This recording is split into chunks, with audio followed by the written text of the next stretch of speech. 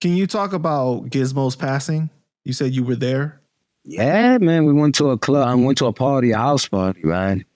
We was deep. The original Terror Squad. And for you guys that don't know, Gizmo is the one that taught Fat Joe how to rap. That's right. I never forget. That's right. He was Gizmo Joe's did this first ghostwriter. That's right. And his first track that I heard, it was called "Rest in Peace, Pops." We rented. Stop hitting the thing, man. My fault. Yo, the first track that I heard Gizmo did was called "Rest in Peace, Pops," and he performed it. We went all deep. We rented this. Well, they did rented this U-Haul. We all jumped in the back of that joint and went somewhere in Manhattan, and he performed that joint in front of mad people. And him and Joe, and you know, right now it should be Gizmo shining. You feel me? And that night was horrible, but it's like we was asking for it. You understand? Why would we go to a party when we know we got beef at it? So the people that were hosting the party, or just people that were going to be there? Nah, it's everywhere. I mean, it was live. It was like the area just there. Got you. It's just people there. You know, people in the block. The block is like air, and then the club is right here. But you got drama with everybody here.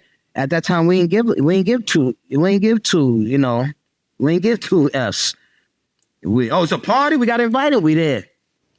So, but if they wanted to get it progress, so we got up in there. The girls. It started all. I want to say with the girls or contact. The only thing I know is like what. We turned around. I was like, yo, what's good?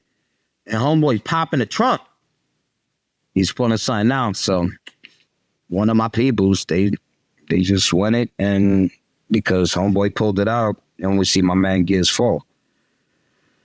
When he fell, that's when my man started reloading. It was a crazy night. So we noticed Giz was on the floor.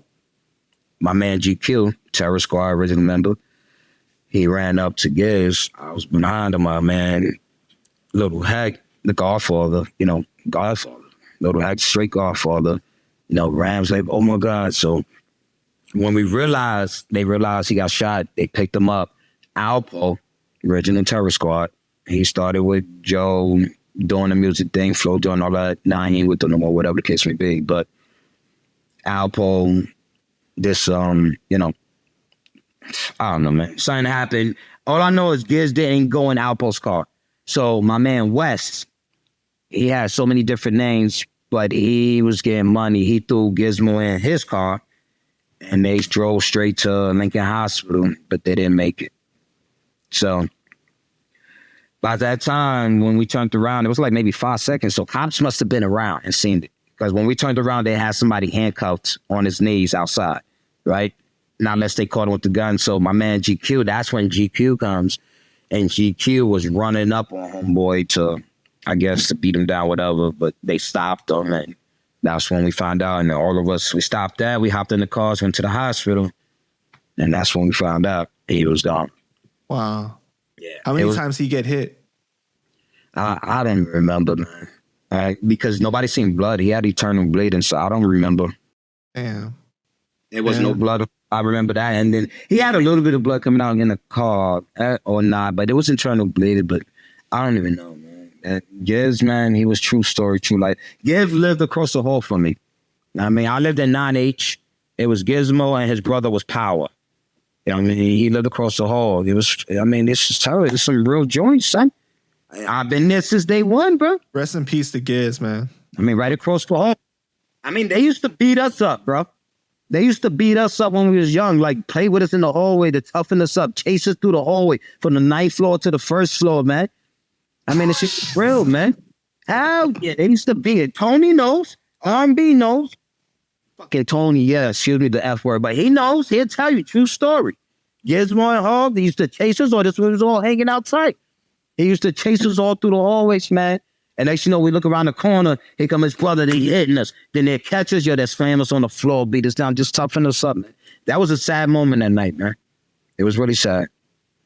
So I'm guessing that Joe ended up taking care of the funeral and everything like that? Because he was real close to Joe, right? Yeah.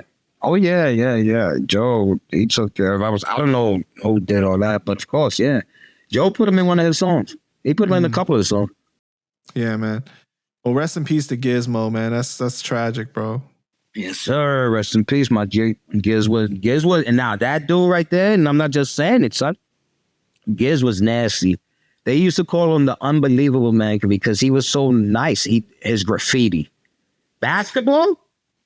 Untouchable. They called him unbelievable shots. This dude would do some crazy things. He was good at Giz was the man. And he used to make his own shirts. He would sell shirts in the street. That's when graffiti and all that, man. He was nice, man. Giz was the man. Giz, rest in peace, man. That night shouldn't have happened, but, you know, it's whatever. It's God's choice, you know? It is